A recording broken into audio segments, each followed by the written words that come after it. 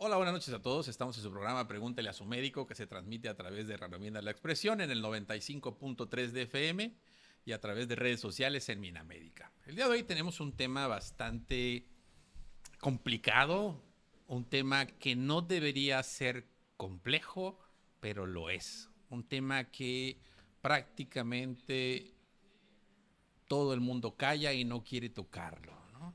Pero es justo y necesario hacerlo porque aunque las estadísticas nacionales vislumbran una discreta mejoría, sigue siendo elevado los casos de embarazo en adolescencia, de lo que vamos a tratar el día de hoy.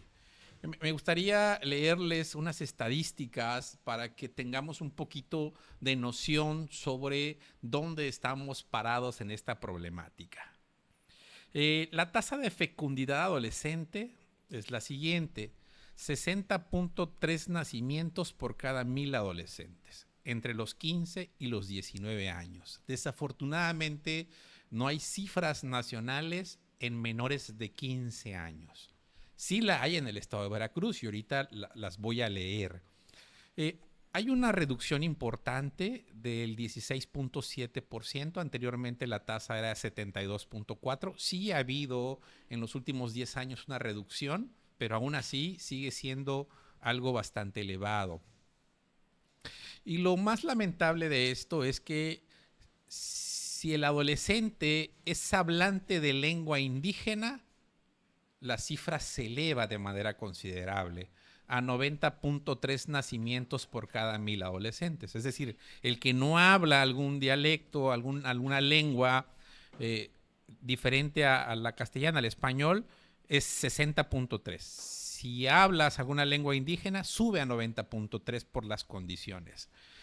De estas mujeres que ya han iniciado vida sexual activa, solo el 26.6% utilizó algún método anticonceptivo en su primera relación.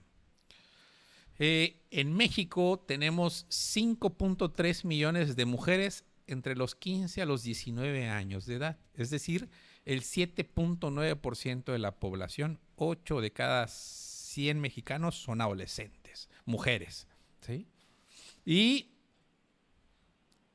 34.8% ya tienen vida sexual, ya iniciaron vida sexual, y la mitad de estas, es decir, el 17%, son sexualmente activas y sin métodos, la gran mayoría de planificación familiar. Los estados con mayor fecundidad: Guerrero, Chiapas, Zacatecas y Durango. La estadística en Veracruz, que es alarmante, de 2024, en embarazos en niñas entre 10 y 14 años, en el 2024 se registraron 621 partos, ¿sí? Entre 10 y 14 años en Veracruz. De estos, solo 1.7%, es decir, 62 casos, tuvieron la oportunidad de acceder a la interrupción legal del embarazo. En 2023, en adolescentes entre 10 a 17 años, hubieron 6.600 nacimientos registrados en Veracruz. Entre 2018 y 2023, más de 85.882 niñas y adolescentes embarazadas fueron atendidas por primera vez en todo el estado. Los municipios con más casos: Alto Tonga, Coscomatepec, Córdoba, Coatzacoalcos, Martínez de la Torre, Perote, Papantla, San Andrés Tuxtla, Jalapa y Veracruz. Un dato que es bastante importante y relevante y que está empezando a indagar es que ahora los certificados de nacimiento, bueno, desde que existen los certificados de nacimiento, te piden estado civil. La gran mayoría, por arriba del 80%, dice unión libre. Entonces, hay sospechas que el 99% de los embarazos en niñas menores de 15 años, pues por supuesto que fueron delitos sexuales. Es decir, hubo violencia sexual. Y por ley, en teoría, todos aquellos que atendemos un parto, una cesárea, de una niña, tendríamos que hacer un registro o un llamado al Ministerio Público para que se siga de oficio, porque se tiene que sospechar de violencia sexual. Entonces es un tema bastante delicado, bastante complicado, y hoy vamos a tratar de platicarlo de la mejor manera, y para eso pues están con nosotros los expertos en ginecología y obstetricia, el doctor Ulises Medina Toledo. Buenas noches, doctor, bienvenido. Hola, ¿qué tal? Muy buenas noches a todos. En la banca, calentando, el doctor Alejandro Martínez Vivas, entra en unos minutos más. Y por supuesto, esto tiene mucho que ver con la parte emocional, la parte de autoestima, la parte del desarrollo. Y para eso está con nosotros Rosario Huerta Mijangos. Buenas noches, psicóloga. Buenas noches a todos. Y Marco Antonio León Hernández. Buenas noches. Hola, ¿qué tal? Buenas noches, saludos. Y por supuesto, el anfitrión del programa, también calentando motores, el doctor Sergio Arnulfo Ávila Toledo. Pues vamos a empezar. Embarazo adolescente, doctor. ¿A qué le decimos embarazo adolescente? Ok, el embarazo en adolescente, o se considera ese término en todas aquellas niñas o en todas aquellas mujeres que pueden embarazarse en una edad de los 10 a los 19 años. Todas las personas o todas las niñas que se embarazan entre los 10 a los 19 años se va a considerar un embarazo en la adolescencia. Y esos números que acabas de comentar, pues sí debería ser de preocupación a nivel nacional, estatal, municipal, porque tendría que ser cero. Precisamente dentro de los factores, como bien lo comentabas, tú hablaste de algo particular que es el dialecto, pero esa falta de acceso a la educación, es la falta de acceso a los métodos anticonceptivos, es el factor de las familias desintegradas, son precisamente uno de los factores para poder hacer o tener estas cifras. Y como bien lo dices, tendría que seguirse de oficio los embarazos en las niñas que no son menores de edad. Y hoy en día todavía sigue habiendo como una normalización en algunos lugares y en algunos estados que pues estas niñas salgan embarazadas. Y el problema, independientemente de que nos podamos espantar por la edad, es todo lo que implica médicamente en cuestión de riesgos.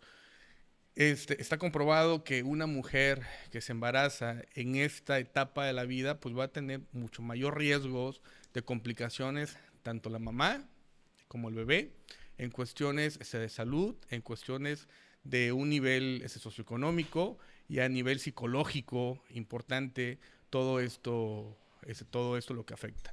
Entonces, es un tema delicado, pero sí es muy importante que se toque y que se vaya abriendo este hilo, porque nosotros como sociedad tenemos que ser los primeros en señalar esta parte, y precisamente qué bueno que ya hay una disminución, pero sigue siendo corto todavía. Fíjate que, como bien mencionas, hay una meta que en 2030 sea cero. Creo que vamos muy atrasados para poder llegar a cero, ¿no? Muy, muy atrasado. En el transcurso de la semana me pasaron dos cosas, de la semana pasada, dos cosas que llamaron poderosamente mi atención. Viene una nena con su mamá, la mamá trae una bebé, viene una niña con su mamá, le pregunto cuántos años tiene, porque me llama un poquito la atención el desarrollo corporal, porque hasta donde yo tengo memoria es una niña muy chiquita. Entonces, normalmente, aunque no sea el paciente, pues no puedes perder algo que no es normal, que es algo patológico, justo para dar indicaciones si hay alguna normalidad, ¿no? Y me decía la nena que tenía 11 años, ¿no? Y él hacía ciertas preguntas a la mamá, y a la nena le pregunté que en qué año de escuela iba, si iba en quinto o iba en sexto. Y me dice la mamá, no estudia, doctor. Le digo, ¿cómo que no estudia? No estudia. Digo, ¿por qué no estudia? Porque vivimos en una comunidad donde no hay escuela. Para ir a la comunidad tiene que avanzar alguna distancia importante, y pues la verdad es que pues no vemos la mayor relevancia en que estudie. Digo, esto en un país desarrollado está penado por ley. O sea, te vas a la cárcel si no mandas a tu hijo a la escuela, ¿no? Y hace unos pocos días me llega una nena de 15 años con un bebé. Edad del papá, 16 años, ¿no? Niños cuidando ya a niños. Muy complicado, pero lo que quería es llegar a la parte que menciona el doctor Ulises. Esta parte de falta de oportunidades. ¿Qué va a hacer esa nena que no tiene una educación ni básica completa? ¿Qué posibilidades tendrá el día de mañana pues de ser una profesionista, de salir adelante? Pues desafortunadamente el panorama se torna bastante gris y estamos ante una nena que probablemente va a ser madre a muy temprana edad por las condiciones y las condicionantes que tiene esta comunidad. Sí, definitivamente la cultura también cuenta muchísimo, usos y costumbres de las comunidades de las que usted habló ahorita, que tienen mayor incidencia o alta en madres adolescentes. También lo vemos aquí en la ciudad, en menor proporción. Cuando te llega una chica de 14 años, de 17 años, que está embarazada, que no sabe qué hacer, está súper confundida, tiene muchísimo miedo, ahí nosotros podemos ver tan claramente que un cerebro adolescente no está preparado para una responsabilidad tan grande. Las causas van a variar, ustedes lo han dicho, son distintas, son diversas, pero al final el resultado en una chica, en una adolescente, pues es el mismo. No importa si hay posibilidades económicas o no las hay, no importa si viene de una comunidad rural o está en una área urbana, el miedo va a ser igual. El miedo que esta chica va a sentir para enfrentar una responsabilidad va a ser igual. Obviamente la intensidad va a variar dependiendo de las características emocionales y mentales de la chica, pero es muy importante el acompañamiento que nosotros le vamos a dar a esta personita. ¿Cuándo empezar a hablar de sexualidad? ¿Cuándo empezar a informar a nuestros niños, a nuestros jóvenes, a nuestros adolescentes sobre sexualidad, sobre planificación familiar? ¿En qué momento? ¿Cuál es el momento idóneo para empezar a hacer esto?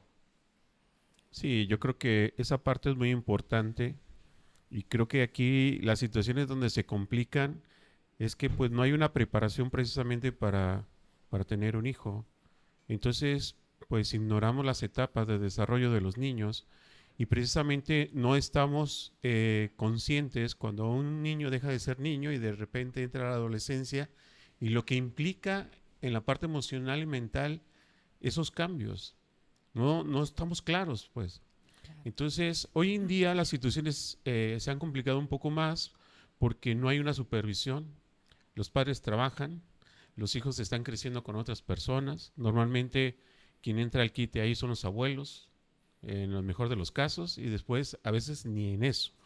Entonces, cuando el adolescente empieza precisamente a explorarse, cuando empieza a identificar sus sensaciones, y desde ahí empiezan las partes de las dudas, las preguntas, y si no hay quien las resuelva, si no se crea esa confianza, pues precisamente qué es lo que pasa hoy en día en las redes sociales, pues obviamente hay cosas que son sanas y hay cosas que no lo son. Entonces, ahorita los adolescentes están tomando la información más de las partes de las redes sociales que realmente de la familia. Porque son temas que muchas veces, como no estamos preparados para eso, tenemos miedo de cómo abordarlo. Normalmente en la parte de la consulta, cuando entra en la parte que llevan al adolescente, que normalmente lo llevan por problemas de rebeldía, problemas de comportamiento, uno de los temas que normalmente abordo en algún momento es de que si ya el adolescente ya empezó a entrar en la parte de los cambios, de la parte de las sensaciones sexuales y todo, y normalmente el papá siempre como que incomoda, como que no vengo a eso, como que vengo a ver la situación del comportamiento de mi hijo y no a esto. Y desde ahí pues las situaciones se tornan donde no hay una confianza, donde no hay una preparación, donde no hay la conciencia. Y después se le pregunta al adolescente también que si ya abrió la parte de su sexualidad. Y cuando el adolescente se queda callado y voltea a ver al papá, pues obviamente hay una respuesta. Claro, Que muchas veces, a veces los papás ni siquiera saben que ya sucedió eso, ¿no? claro. Entonces hay una completa inconsciencia y una completa falta de interés en ese sentido. Y no porque el papá no lo quiera hacer, sino simplemente porque no sabe cómo hacerlo, no se preparó. Claro, tenemos mucho miedo y hablar de sexualidad no necesariamente tiene que ser hablar de sexo, de tener una relación sexual. No necesariamente tiene que ser así. Y hablar de sexualidad no solamente es verbal. Muchísimas veces lo hablamos con nuestro cuerpo, lo hablamos con todo nuestro lenguaje corporal. Por ejemplo, tú te puedes bañar desnudo con tu hijo, con tu hija, de los 0 hasta los 4 años. Tu hijo te puede ver desnudo, puede ver que te cambias, puede ver que vas al baño. Ahí ya estás hablando de sexualidad. El cuerpo humano es algo natural y le estás enseñando. Después de los 4 años, que ya empiezan a hacer preguntas, que ya son más observadores, que ya hay más diferencias, les tenemos que enseñar que ya empezamos a cubrir nuestras partes íntimas para mostrarles el pudor, no porque sea malo, pero les tenemos que empezar a mostrar que hay quien te puede ver, quien no te puede ver, porque ya su cerebro empieza a comprender un poco mejor que hay que cuidarnos. Entonces, a partir de los 4 años, bueno, un poquito antes, alrededor de los 3, empiezan las preguntas de ¿y por qué esto? ¿Y por qué el otro? ¿Y por qué aquello? Todos los porqués los vamos a empezar a resolver y también los porqués del ¿y por qué tú tienes vello? ¿Y por qué tú no tienes pene? ¿Y por qué tú tienes el otro? También hay que resolverlos, como dice mi compañero Marcos, de la manera tan natural y además con las palabras correctas y las palabras adecuadas. La mayoría de las personas le ponemos sobrenombre a nuestras partes íntimas, no es correcto. Desde ahí ya estamos hablando de sexualidad con nuestros hijos. Naturalmente que van a tener preguntas y que las preguntas las deberíamos de responder dependiendo de la edad y del contexto y generalmente con el ¿tú por qué crees que es? ¿Tú por qué crees que se llama? ¿Tú por qué crees que esto? Para que tú tengas la información que el chico, la chica, el niño, la niña tiene y tú puedas entonces sacarlo del error, fortalecer esa información y no hablar de más, porque a veces caemos en ese error. Creemos que hablar de sexualidad es hablar de sexo y no es así precisamente. Entonces, desde siempre, desde que tenga la duda, desde que empieza a hablar, desde que tú te estás comportando de manera natural al mostrarte desnudo y después empezar a cubrirte. En ese país carecemos de muchos estudios y afortunadamente hay otros lugares donde sí se hacen esa pregunta, ¿a partir de qué edad? Y hay en países pues ya desarrollados que se cuestionan esto y Finlandia es un ejemplo. En Finlandia inician desde muy temprano, precisamente desde que hay un despertar de la conciencia, a hablar sobre sexualidad. Y curiosamente es el país en donde los adolescentes o las personas jóvenes inician vida sexual mucho más tarde. Entonces, ¿a partir desde cuándo vamos a empezar a hablar de sexualidad? Desde lo más temprano posible, para que se vaya normalizando esta parte de la sexualidad y que vayan entendiendo las consecuencias de las situaciones sexuales, no desde lo negativo, sino también desde lo positivo, porque la sexualidad es algo completamente normal en el ser humano. Quitarle ese tabú que en nuestra cultura todavía se sigue impregnando y se sigue viendo de una fuerte manera, todavía se sigue viendo mal. Si no recuerdo, cuando salieron estos libros, hubieron hasta paros porque salía un pene en las portadas, me parece. Entonces, desde ahí, pues obviamente es cambiar nosotros como sociedad esa percepción de la sexualidad, como pues como lo han hecho otros países y que se ha demostrado que hablar tempranamente de la sexualidad va a retrasar el inicio de la vida sexual y eso ayuda en el embarazo, en las adolescencias, que es el tema, pero pues no nada más en eso, sino en las enfermedades de transmisión sexual. Tienen una vida sexual mucho más plena, mucho más segura y principalmente mucho más educada. Fíjate que los cursos sobre cómo abordar la parte de sexualidad en adolescentes han ido cambiando de manera impresionante. O sea, mi primer curso al que fui para adolescentes sobre sexualidad, prácticamente era, dile al adolescente que si tiene sexo se va a embarazar, dile al adolescente que si tiene sexo se va a enfermar de todas estas enfermedades. A través del miedo. Justamente, crear miedo para que el adolescente no lo haga. Obviamente el adolescente lo va a hacer con miedo o sin miedo, ¿no? Digo, el miedo te mueve a hacer muchas cosas, buenas o malas, ¿no? Entonces, ha cambiado muchísimo el último curso al que fui, de entrada, pues puros pediatras, ¿no? Pediatras, yo creo que era el más joven, de ahí para arriba, y pediatras muy grandes, ¿no? Y para romper el hielo, la dinámica fue que los varones se presentaran y dijeran el nombre del pene en un sinónimo coloquial, ¿no?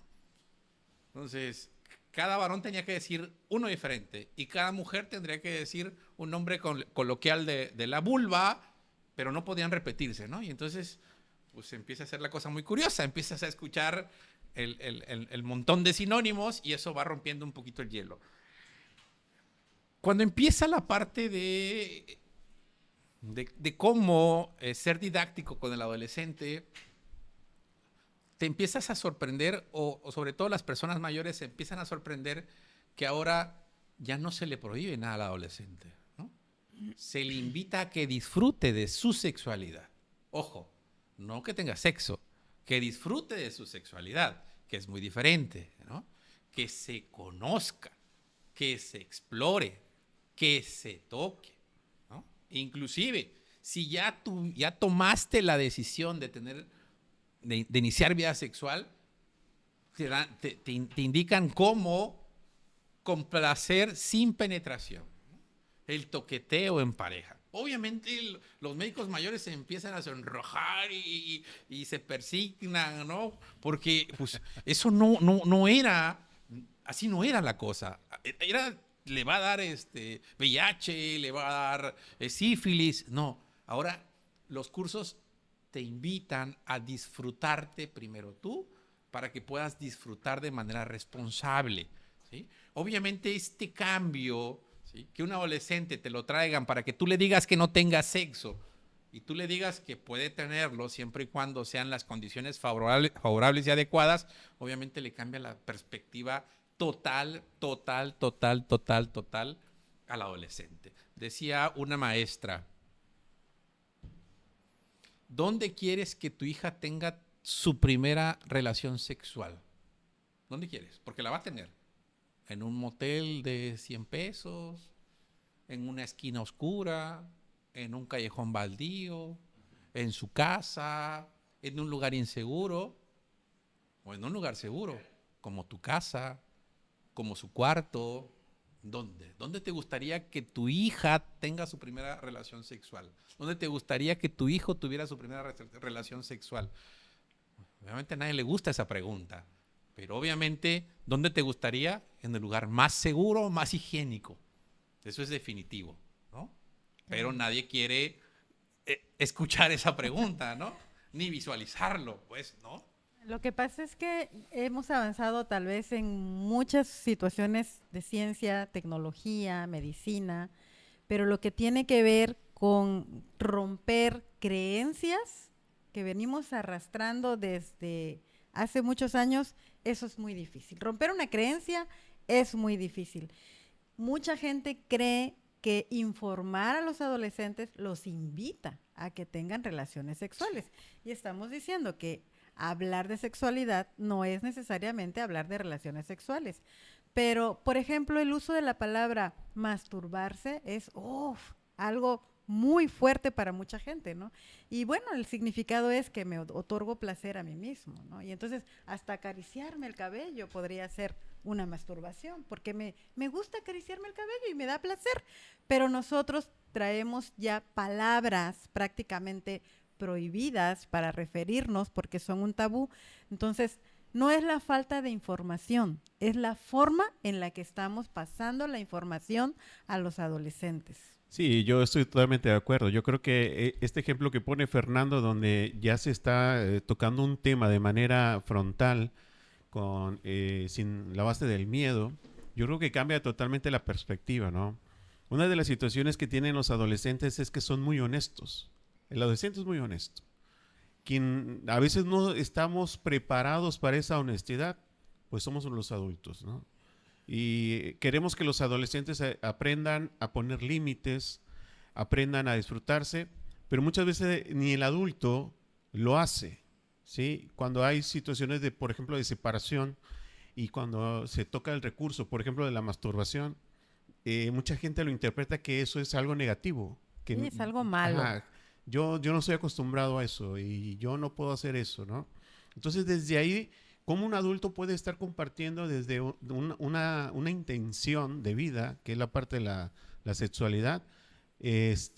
¿Cómo lo está compartiendo, ¿no? Hay un caso de que en uno de los estados conservadores, que normalmente son más los del centro del país, una persona tenía grandes ya problemas emocionales ya de adulto, y el día que tocó el tema de su adolescencia, toca un tema muy fuerte que cuando él estaba explorándose, entra la mamá y lo ve. Lo encuentra realmente en el acto de la masturbación.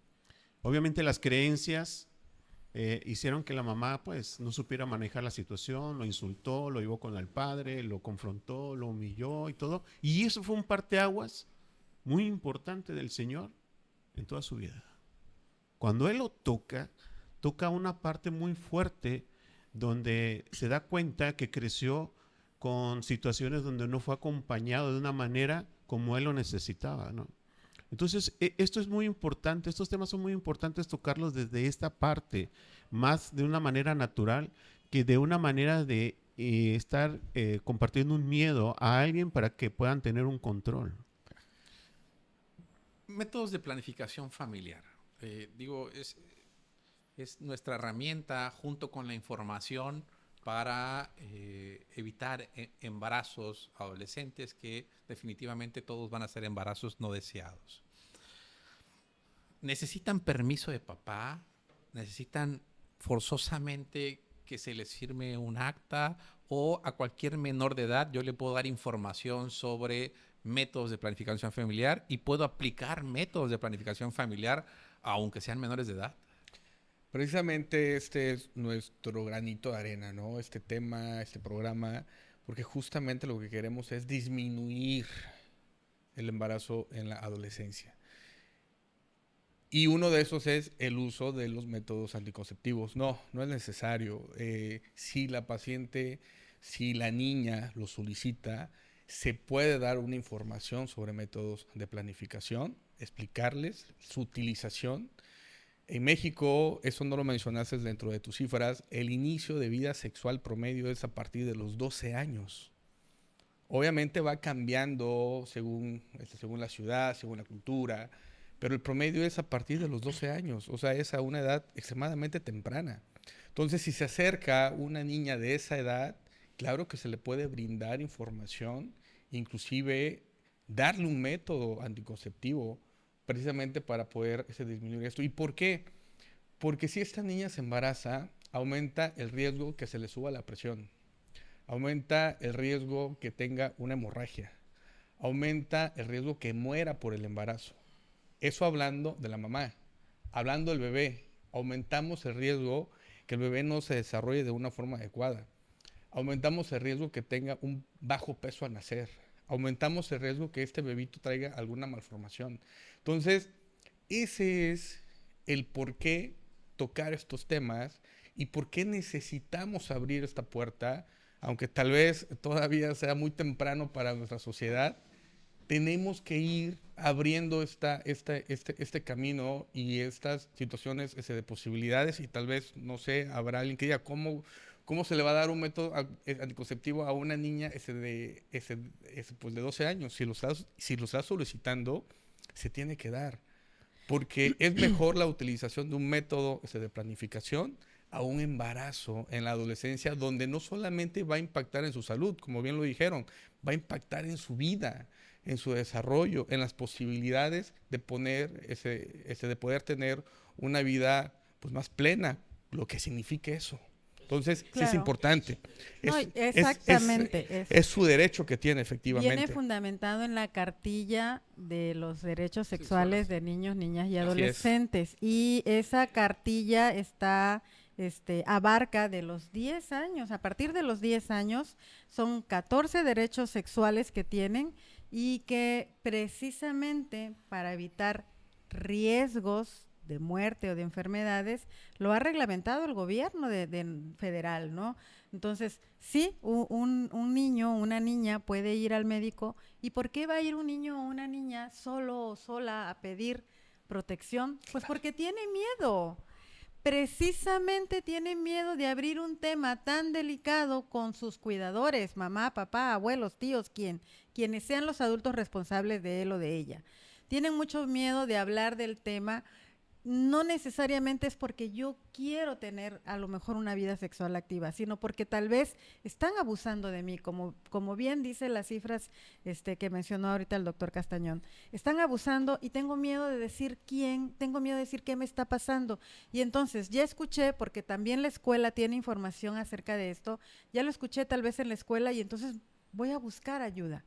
Por eso es importante que nosotros de verdad podamos observar a nuestros hijos, atender a nuestros hijos, mirar a nuestros hijos, no necesariamente en la adolescencia, desde su infancia, desde su primera infancia. Entonces, sí puede y sí está reglamentado, existe la cartilla, y aunque para muchas personas religiosas y para muchos psicólogos decimos, ¿cómo es posible que estos 14 derechos sexuales para niños, niños y adolescentes desde los 10 años, si todavía no están conscientes? Efectivamente no están conscientes, pero sí puede evitar riesgos de muerte o de enfermedad grave en los niños si ellos ejercen esos derechos de una manera responsable y de una manera sana. ¿Quiénes se los tenemos que enseñar? Los padres, los maestros, los médicos. A partir del 2023 aproximadamente, que se empieza a promulgar más la ley, se ha visto un impacto positivo en la protección. Aproximadamente el 70% de los adolescentes se protegen, ¿sí? Curiosamente, del 30% restante, ¿verdad?, las más comunes que no se protegen son las mujeres. Y el hecho es que cuando inicias una vida sexual en la adolescencia, en los 2 primeros años, uses o no protección, el 30% va, casi el 40%, por el 36.8%, va a resultar embarazado, ¿sí? Y ese es el riesgo, ¿no? Y no es el hecho nada más de hablar de un método anticonceptivo, ¿sí?, sino es el método, y ahí es por eso quería intervenir, porque creo que el personal de salud no estamos preparados para acompañar al adolescente, ¿sí? No estamos del todo capacitados ni somos empáticos, ni damos la apertura, ¿verdad?, ni damos la confianza para que el adolescente realmente siente ese acompañamiento que es necesario y que no tiene en casa. Porque si lo está buscando realmente en nosotros, llegan solos, llegan asustados, ¿verdad?, venciendo un miedo, como bien lo dices. A escondidas. Bueno, pues es porque no lo está teniendo en casa, ¿verdad? Y este tipo de educación, básicamente de primera instancia, tiene que empezar precisamente en la primera infancia, en la casa, y ser obviamente apoyado en la escuela, y después si es niña y llega a tener el apoyo de un médico, de un ginecólogo, ya que empieza su pubertad, bueno, pues entonces ser empáticos en ese aspecto y dar la apertura, porque es un derecho, ¿eh? Es un derecho que no podemos negarlo. Y sí es alarmante, sumamente alarmante, ¿verdad?, todo lo que condiciona un embarazo durante la adolescencia. La tasa de mortalidad, la tasa de retardo de crecimiento, de aproximadamente el 10% de las mujeres de nuestra mortalidad son adolescentes, ¿sí? El 10%. En México, hablando de México, a nivel mundial es un poquito más. Pero creo que hay mucho por hacer pero tenemos también que empezar por nosotros, ¿sí? En prepararnos, en tener un conocimiento claro, verdadero, y sobre todo manejar esta empatía y esta flexibilidad que tenemos de tener nosotros los médicos o los adultos, ¿verdad?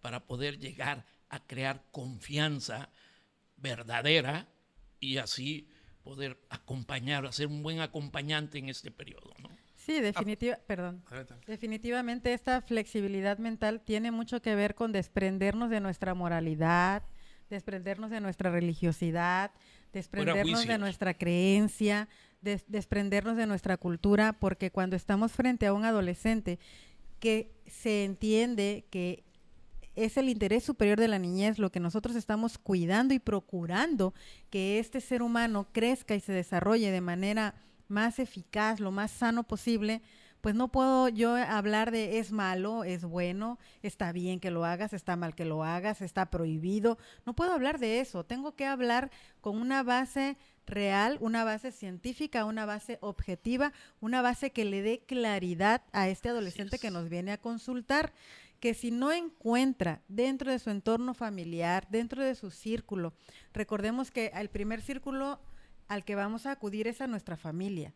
Si en nuestra familia no encuentro apoyo, voy a acudir con los amigos. ¿Pero qué experiencia tienen los amigos? La misma que yo. ¿Qué me van a decir los amigos? Pues algo que no me va a sacar de esta confusión mental y emocional que tengo. Y si no están los amigos listos para acompañarme con algo más objetivo, más real, más claro, pues el tercer círculo es la comunidad. Y en la comunidad es donde entramos los médicos, los psicólogos y etcétera, etcétera. Entonces, sí tenemos que desprendernos de nuestra creencia. Si yo soy un papá, una mamá, que no puede hablar del tema con su hijo por miedo personal, por heridas, por eventos, situaciones que también a mí me pasaron, pues acudo con un profesional. Voy al pediatra, voy al psicólogo, voy al ginecólogo X. Hay mucha gente que puede ayudarnos de manera más objetiva y no es por tomar partido de algo, pero si nosotros vamos con un sacerdote, esto ya se vuelve más subjetivo. Si vamos con el pastor, se vuelve más subjetivo. Debemos ir con una persona científica. Yo de verdad recomiendo más que vayamos con un ginecólogo, con un psicólogo, con un pediatra, que ir con nuestro pastor, porque en la iglesia vemos moralidad, qué es bueno y qué es malo. Y nada de lo que sea natural de nuestro cuerpo es malo. Y fíjate que es algo bien importante, ¿no? Esto, el crear la confianza, porque precisamente el adolescente actúa por impulso. Y la negativa nuestra es darle apertura a él, ¿no? Y leía yo que la gran mayoría de los embarazos en adolescentes, en las mujercitas, el iniciar la vida sexual, la gran mayoría es por imitación. ¿Por qué? Porque fulanita ya inició la actividad sexual y está dentro del círculo. Yo también quiero tener esa aceptación y voy a tener la actividad sexual, ¿sí? Y aunque sea con protección o no protección, la realidad es de que con y sin el riesgo existe alto, ¿sí? De embarazo. ¿Por qué? Porque son métodos que no siempre son confiables, pues. Y hay que saberlos utilizar. Y hay que saberlos utilizar y hay que tener una experiencia para ello, ¿no?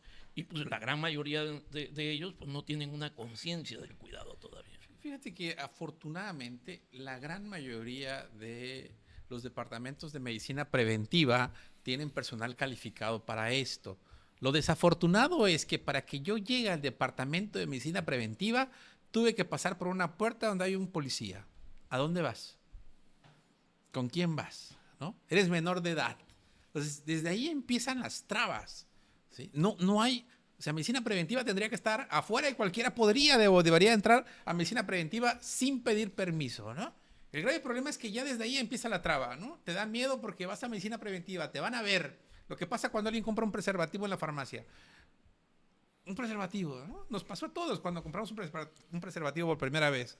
O sea, con todo el miedo del mundo, que te viera la vecina, que te viera la amiga de tu mamá, la Era amiga de tu cínico, papá. era cínico. Entonces, afortunadamente, digo, sí hay personal calificado, desafortunadamente el acceso no es tan fácil. Pero bueno, Pero fíjate, Fernando, que en ese aspecto actualmente hay un poquito más de apertura.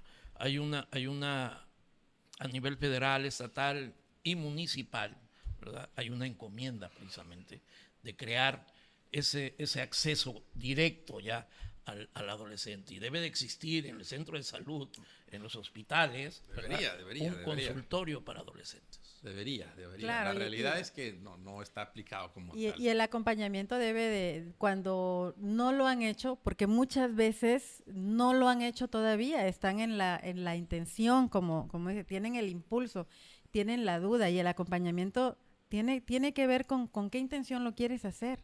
¿Desde ¿Cuál es dónde? la idea? ¿Desde dónde lo quieres hacer? ¿Para quién lo quieres hacer? ¿No? Sí hablamos del por qué también, ¿no? Pero más que nada es ubicar, orientar. Las consecuencias obviamente ya las saben. Los chicos ya saben la consecuencia. Tal vez lo que no han identificado es el ¿por qué lo quiero hacer? ¿Cuál es la intención de hacerlo?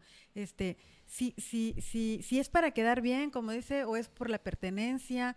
Muchísimas veces hemos platicado en consulta que la energía sexual parada de los padres de los padres de familia, cuando los padres paran su energía sexual, no tienen relaciones sexuales, no disfrutan de este placer sexual, se quedan atorados en esta energía sexual, la expiran, el hijo la respira. Hay Así una es. teoría que dice que el hijo respira, más si duermen en la misma recámara. Si tienes relaciones sexuales y tu hijo está durmiendo en la cama de al lado o en la misma cama, está percibiendo, está escuchando, el cerebro no duerme. Esto significa que muy probablemente, ya sea que pares la energía o que tengas relaciones sexuales en la misma recámara, va a haber una vida sexual activa a muy temprana edad porque el chico la tiene y no sabe qué es. Y entonces un roce, ya el cuerpo acciona y reacciona. Y entonces es una teoría, claro está. Pero Entiendo. muchas veces se ha comprobado cuando yo he recibido adolescentes en consulta con esta idea y cuestiono a la mamá, pues sí, la mamá, el papá tienen problemas, ya no tienen vida sexual activa, duermen en la misma recámara, ya tienen 14 años y siguen durmiendo en la misma recámara y tienen relaciones sexuales ahí en la misma recámara. Dicen, es que está dormido. Pues eso no importa porque nuestro cerebro no duerme. Entonces, es muy importante poner mucha atención en muchos aspectos, no solamente en uno. Me gustaría, antes de pasar cuál es la problemática desde el punto de vista de salud de una mujer embarazada, adolescente o niña, y de su producto y el entorno psicosocial que esto traería. Ahorita que estamos hablando sobre la parte de legalidad y uno de los datos fríos que mencionaba yo al inicio de Veracruz es que solo 1.7% accedieron a la interrupción legal del embarazo. Digo, otra de las cosas que suenan a tabú y suenan a pecado, pero deben de saber que está dentro de la legalidad. En Veracruz, cualquier adolescente de 12 años o más embarazada, de manera autónoma, puede solicitar la interrupción de su embarazo, sin necesidad de tutor. Solo menores de 12 años requieren de un tutor. Obviamente, las que sean mayores, las de 12 o más de 12, la autoridad hospitalaria tendrá que turnar el caso a la Comisión de Protección del Niño y Adolescente, que tendrá que hacer una papelería específica, pero no necesitan saber sus papás. De manera autónoma lo pueden hacer. Y eso es de suma importancia, porque se pone el apellido de si fueron víctimas de violación. La mayoría de niñas embarazadas fueron embarazadas generalmente por personas mayores de edad. Hace poquito vimos a nivel nacional las noticias de las edades de las parejas de las niñas embarazadas. Y había niñas embarazadas de personas de hasta de 80 años. obviamente más del 90% de las edades de las parejas de niñas embarazadas, niñas y adolescentes embarazadas, eran mayores de edades. Entonces, pues son violaciones, por donde quieran que lo vean. O sea, aunque la niña le haya dicho que sí, eso es una violación. ¿Sí?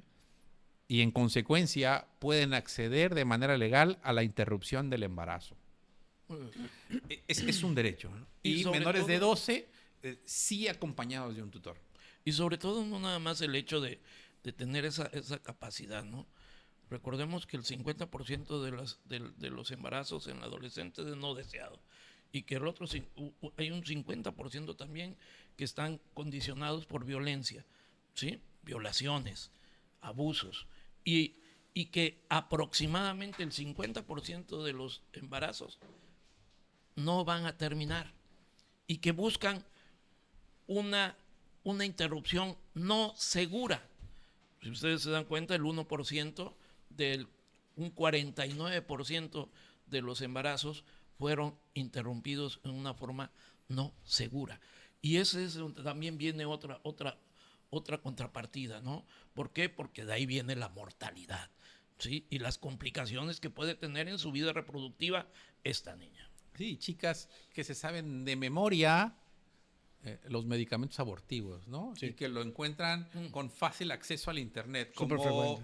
Porque ya han tenido 3, pero el cuarto, cuidado. Sí. Entonces, ojo con eso. Cuidado. Digo, vamos ahorita a platicar ¿qué complicaciones trae embarazarse a esta edad?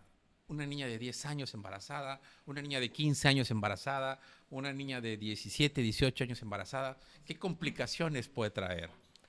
Principalmente son 3. Es materno, es fetal y es mental. Dentro de las complicaciones maternas es una muerte prematura, mayor riesgo de hemorragia a la hora del nacimiento, mayor riesgo que se le suba la presión, eso se llama preeclampsia, mayor riesgo de un parto prematuro. Y todo esto eleva la mortalidad en estas niñas adolescentes.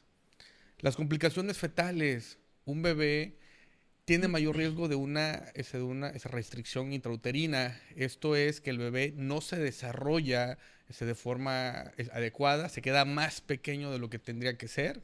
Esto obviamente aumenta la mortalidad del bebé, aumenta las probabilidades que nazca antes de tiempo.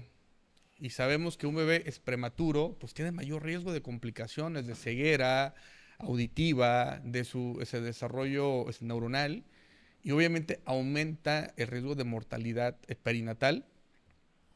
Y las complicaciones de malformaciones igual se ven aumentadas en este tipo de embarazos.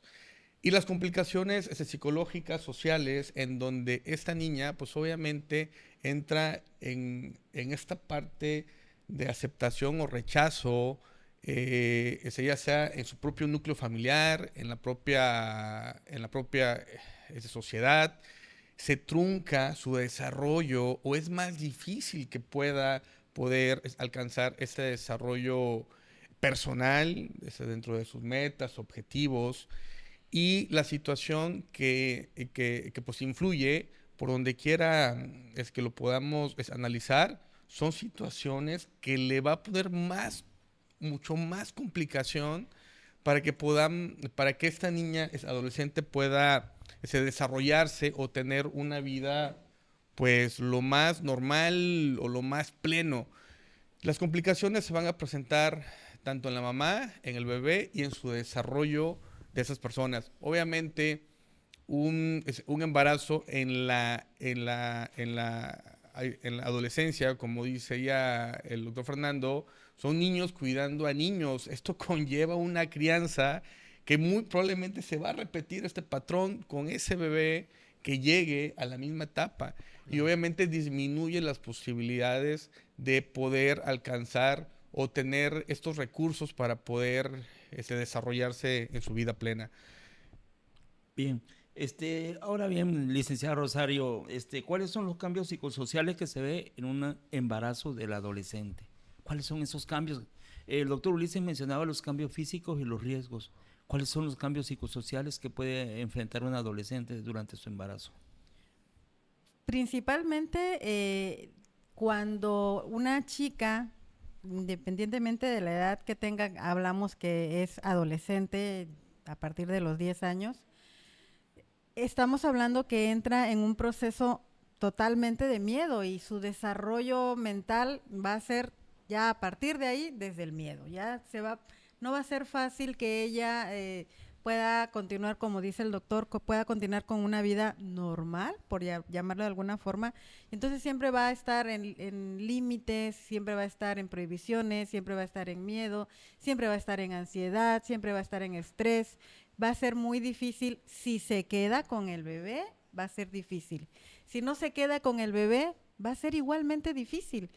Pero también hay casos de que los papás o los tíos les quitan el bebé para que ellas puedan seguir teniendo una vida normal, dicen, ¿no? Y crecen como si fueran hermanitos, ¿no? La chica tiene 13, 14, 15, 16, 17, les quitan el bebé, lo registran los abuelos, lo registran los tíos a nombre de ellos y ella, para que ella siga su vida y se desarrolle. Y es una falsedad, porque siempre va a haber un sentimiento de culpa.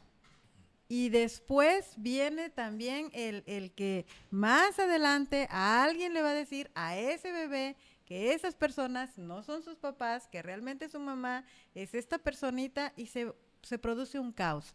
Entonces, siempre vamos a estar muy preocupados, siempre vamos a estar en la mente, siempre vamos a estar con pensamientos repetitivos, siempre vamos a estar rumiando, va a ser muy difícil. La realidad es que hemos recibido en consulta adolescentes que difícilmente hacen una vida plena. En consulta incluso decimos que si hay, por ejemplo, un aborto voluntario, porque ya me embaracé, no quiero tener al bebé, es mi derecho no tenerlo, queda un sentimiento de culpa muy grande y también hay una muerte energética de esa mamá por este sentimiento de culpa. Y si yo estaba estudiando, no sé, la preparatoria y aborté para terminar mi preparatoria, en muchos de los casos ya ni terminan la preparatoria. La realidad es que la vida se va a truncar de una o de otra forma. Necesita un acompañamiento real, un acompañamiento verdadero, un acompañamiento objetivo para que la vida sí se dé en estas personas. Muy bien. Hay algo más que existe, hay veces ante la desesperación de la niña el saberse embarazada, esta adolescente. ¿Qué riesgo hay con un aborto inducido? ¿Qué pasa con la pastilla del otro día? ¿Qué es lo más común? Bueno. ¿Qué puede pasar si lo agarran ya como un método anticonceptivo? Mira, obviamente un embarazo de un adolescente, la gran mayoría son embarazos no deseados, más del 50%. Piensan que nunca va a haber, nunca va a pasar, ¿verdad?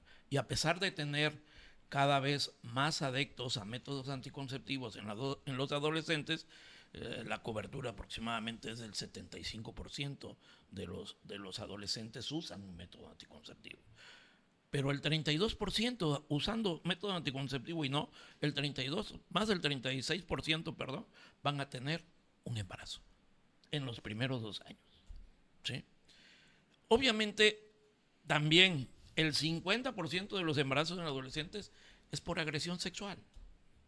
¿Sí? Y tiene el derecho la niña de decir, yo no quiero esto. Y como Estado, tenemos el derecho de ofrecerle esa atención en lo emocional, en lo físico, ¿verdad? Pero también, o sea, a decir verdad, todavía hay muchas limitantes al respecto. ¿Sí? Muchas limitantes porque también yo como médico puedo decir, yo no estoy de acuerdo con esto y puedo no hacer ese procedimiento. Y también me ampara la ley al respecto. ¿Sí? Y yo puedo decir, yo no estoy de acuerdo con ello y no lo voy a hacer. Pero obviamente el Estado tiene la capacidad de proveerle a esa niña esa posibilidad. ¿Por qué? Porque si no, entonces viene el otro riesgo de vida, que es el aborto no seguro. ¿Sí? Uh-huh. Como bien lo saben, hay medicamentos que son abortivos, ¿no? Y bueno, ya parecen Pastillas. dulces, Dulces, ándale. dulcecitos. No, tómate 2, ponte 2 y ya, o el número X, ¿no? A eso quería llegar, doctor. Que nos explicara los riesgos de la pastilla del otro día. ¿A qué puede conllevar a una niña que lo tome en forma subsecuente? O sea, Bueno. que en este medio se den cuenta de la magnitud que puede ocurrir en ese cuerpecito que se está desarrollando. Obviamente no es un método anticonceptivo. El Claro. post-day, la post-day no es un método anticonceptivo. Termino. No es un método anticonceptivo, es un método de emergencia. Y obviamente, si lo estás usando repetidamente, vas a tener repercusiones en tu organismo, porque haz de cuenta que estás tomando una caja de anticonceptivos. O sea, es una dosis alta la que se otorga en este entonces. No es adecuado. Yo les sugiero mejor que acudan con un profesional. Ustedes tienen el derecho de ser escuchados y de ser atendidos en ese respecto, ¿verdad? Y ser orientados adecuadamente.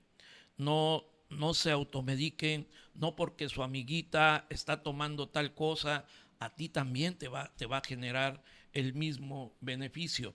Entonces, hay que acudir con el profesional al respecto. Y obviamente hay que buscar un método. Si tú has decidido tener actividad sexual, hazlo responsablemente, ¿sí? Acude con el profesional, que te orienten, que te den los métodos para que tú no vayas a tener este fracaso. Ya nos dijeron que ya falta muy poquito para que se acabe El el programa. Pero adelante. Totalmente estoy de acuerdo con el doctor. Con el doctor Alejandro, la pastilla de emergencia no es un método anticonceptivo, se tiene sus especificaciones muy claras, pero bueno, ahora qué hacer con las que ya están embarazadas, porque al final del día, pues les tenemos que ofrecer algo a estas niñas y a estas adolescentes que se embarazan. Pues uno es que acudan al personal médico. Si ya estamos hablando que un embarazo en la adolescencia es de alto riesgo, pues esta niña tiene que llevar una vigilancia médica durante todo su proceso. Obviamente, cumplir con los estudios, con la suplementación, descartar infecciones, todo lo que es un control prenatal en la adolescencia. Y muy importante, que se vaya acompañado de psicología. Es clave el acompañamiento durante el embarazo, precisamente pues para tratar de contener, para tratar de ayudar en todos estos cambios emocionales, porque como bien dijo el doctor, el 50% no son deseados, y yo creo que me quedo corto, o nos quedamos corto con esa cifra. Seguramente es todavía aún más, más elevado. Entonces, ¿qué hacer con esas adolescentes que ya están embarazadas? Acudir con su médico, con el ginecólogo, a una institución de salud para que le lleven el control prenatal adecuado, que se suplemente, que duerma adecuadamente, que coma adecuadamente, que tenga un ambiente pues lo menos estresante y lo más seguro, que tenga una red de apoyo. Eso es clave durante el embarazo, para poder disminuir hasta donde se pueda los riesgos y complicaciones que ya lo van a tener solamente por estar embarazados en la adolescencia. Por último, en lo emocional, ¿algo que quiera agregar? Considero que si queremos prevenir el embarazo en una de nuestras adolescentes, es que estén bien identificadas las chicas con un sentido de pertenencia, que se sientan realmente amadas, que se sientan realmente queridas, vistas, escuchadas, que sepan que ellas valen tal y como son, porque muchas veces en este querer encajar con otras compañeras, donde me comparo, donde hay una competencia, donde yo sí ya tengo vida sexual activa y tú no, porque tú eres fea, porque tú estás flaca, porque tú estás gorda, X, Y y Z, en las que se etiquetan las adolescentes, que ella se sepa perfecta tal y como es, puede ayudar a prevenir un embarazo. Y como dice el doctor, si ya está embarazada, que tenga la confianza de decirte a ti papá, a ti mamá, a ti cuidador, porque una de las cosas que nos ponen en riesgo es precisamente acudir a donde no debemos acudir. Y no acudimos a los lugares correctos precisamente porque tenemos miedo. Entonces hay que evitar el miedo a toda costa en nuestros adolescentes, hombres o mujeres, porque ok, la chica está embarazada, pero ¿quién la embarazó? Sí, Entonces, eso es es muy importante. No nada más hablemos de las chicas, también tenemos que hablar de esto con los varones, porque tanta responsabilidad tiene ella como responsabilidad tiene él. Gracias. Bueno, agradecemos infinitamente el favor de su atención. Agradecemos a Carolina Meléndez, nuestra amiga la licenciada, a Chapis Sánchez, Irene Mijangos Carrasco, Ivonne Huerta, Carolina Meléndez Cruz, Laurencio Gamas, el licenciado Rafael García, Irene Mijangos Carrasco, Katia Gamas, Mari Arcas de Gamas, y a todos ustedes que nos siguen a través de las redes sociales, los invitamos también todos los sábados en punto de las 11 de la mañana en Radio Mina La Expresión en el 95.3 para escuchar este programa. Nos despedimos a nombre de la licenciada María Luisa Bravo Ortiz, directora general del Núcleo Radio Mina, del doctor Fernando Castañón Leo, productor de Mina Médica. Agradezco infinitamente a los ginecólogos, el doctor Alejandro Martínez Vivas, por haber estado con nosotros en este panel de este tema tan importante sobre el embarazo en las adolescentes. Al doctor Ulises Medina Toledo, muchas gracias, compañero. En el aspecto emocional agradecemos al licenciado Marcos Antonio León Hernández y la voz femenina de este grupo de Mina Médica, la licenciada Carolina, ya le cambié, hombre. Micaela Huerta Mijango. Gracias. También al doctor Castañón, que estuvo en el inicio del programa. Los invitamos para que la próxima semana nos sigan aquí en redes sociales y en Radio Mina La Expresión en el 95.3 de FM. En su programa, pregúntele a su médico. Hasta la próxima. Sean felices. Hasta luego.